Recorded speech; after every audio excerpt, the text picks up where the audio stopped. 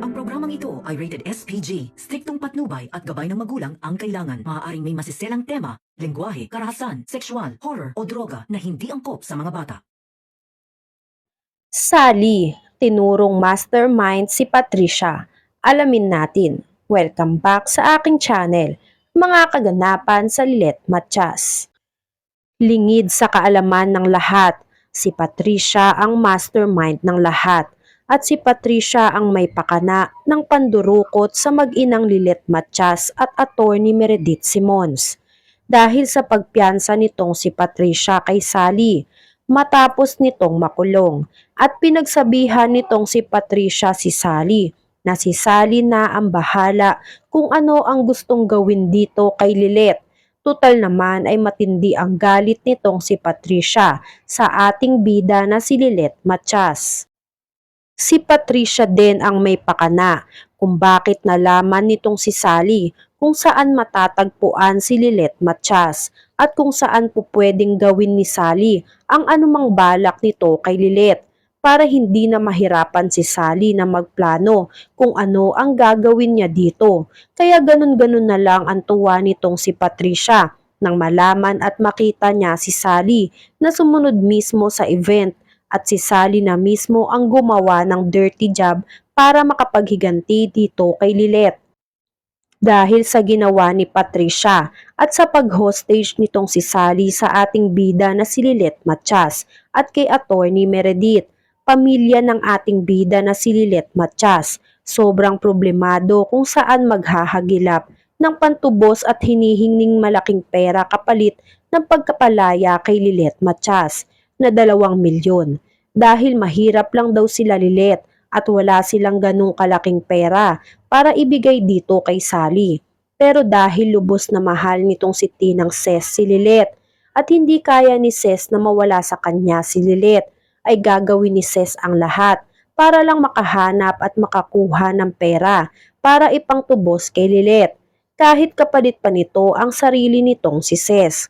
Handang gawin ni Ses ang lahat para sa anak-anaka na si Lilet, kaya kinapala ni Ses ang mukha niya at nagpunta si Ses sa law firm na pinagtatrabuhuan ni Lilet sa mag-asawang Calorena at CRD.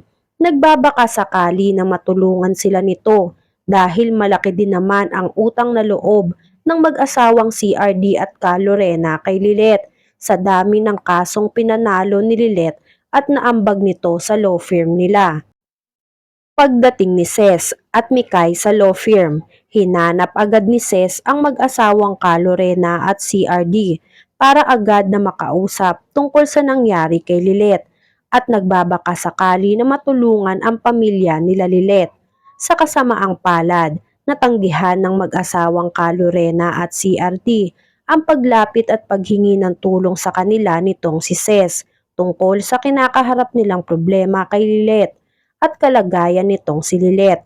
Nauna nang humingi ng pasyensya si CRD dahil gusto minban daw tulungan ni CRD si Lilet para maisalba ang buhay nito sa kamay ng mga holdupper ay hindi magawa ni CRD dahil may mga problema din na kinakaharap sa ngayon ang mag-asawang Calorena at CRD tungkol sa pagkabagsak ng law firm nila.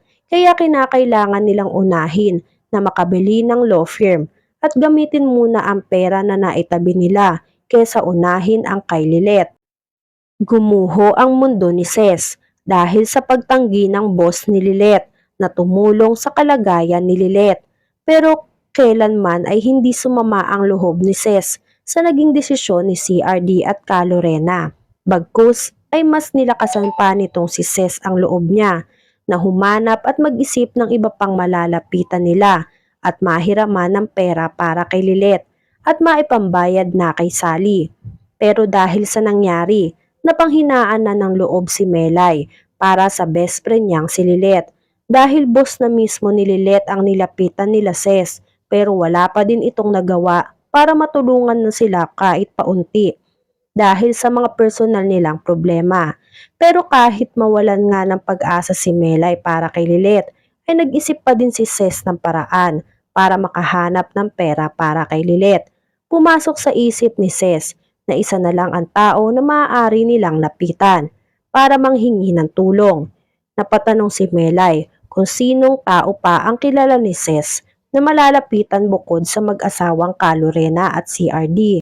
Sumagot si Ses habang nakatulala. Si Patricia na lang ang naiisip kong lapitan para mailigtas natin si Lilet sa kapahamakan.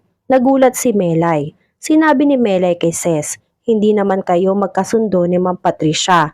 Paano kung ano ang ipagawa sa iyo nun? Paano kung ipagtabuyan ka ni Ma'am Patricia? Sumagot naman si Ses, handa akong gawin lahat para sa anak kong si Lilet. Kahit ano pang gawin ni Patricia sa akin, gagawin ko. Basta matulungan niya lang ako pagdating kay Lilet.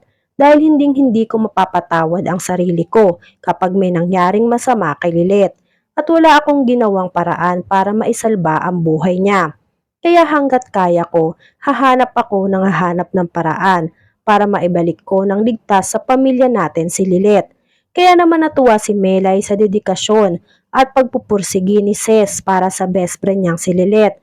Pero bago pa pumunta si Ses sa bahay nila Patricia, binalaan ni Melay si Ses at pinag-ingat niya ito sa mga posibleng mangyari sa paglapit ni Ses kay Patricia dahil napakasama daw ng pag-uugali nitong si Patricia. Pero no choice na nga si Ses dahil si Patricia na lang ang naiisip ni Ses na pag-asa para matulungan sila. Mag-isang nagpunta si Ses sa bahay ng mga Engano. Sakto naman at naabutan pa ni Ses ang mag-inang Trixie at Patricia. Bago pa ito makaalis pupunta sa ospital para bisitahin si Ramir. Kinapala ni Ses ang pagmumukha niya para sabihin kay Patricia na gusto niyang manghingi ng tulong kay Patricia para sa kaligtasan ni Lilet kahit ayaw na ayaw ni Patricia kay Lilet. Agad naman pumayag si Patricia sa paghingi ng tulong ni Ses sa kanya sa isang kondisyon. Kinakailangan kainin ni Ses ang pagkain ng aso ni Patricia kapalit ng hinihingi nito kay Patricia na iligtas at tulungan ang pamilya nila na babawi si Lilet sa kamay ng mga kidnapper. At dahil desperada na nga si Ses at wala na siyang maisip na lalapitan at hihingan ng tulong bukod kay Patricia, ay napilitan siyang kainin ang pagkain ng aso alang-alang sa anak-anakan niyang si Lilet. Dahil pinagawa ni Patricia kay Ses, hindi na maipinta ang mukha ni Trixie. Naaawa si Trixie sa pinagawa ng Mami Patricia niya dito kay Ses, kaya sinubukan niyang awatin si Ses sa ginagawa nito. Pero pinigil siya ni Patricia dahil tama lang daw ang pinagawa nitong si Patricia kay Ses. Sa tingin niyo, makakatakas na kaya ang mag-ina na si Meredith at si Lilet sa kamay ng mga holdupper? O isa na kaya si Lilet at Meredith ang tuluyan ng mamamaalam? Yan nga ang mga kaganapan at mga dapat nating abangan dito sa Lilet Matchas. Kung gusto nyo pa ng mga gantong klaseng video, ay mag-subscribe at i-like itong video na to. Maraming salamat po.